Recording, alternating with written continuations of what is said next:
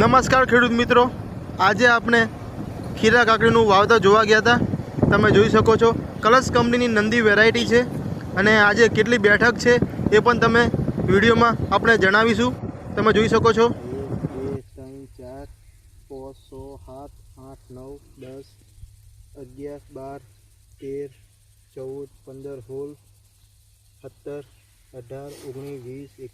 14 15 16 17 18 19 20 21 22 23 24 25 36 37 38 39 40 41 42 43 44 45 46 47 48 49 50 50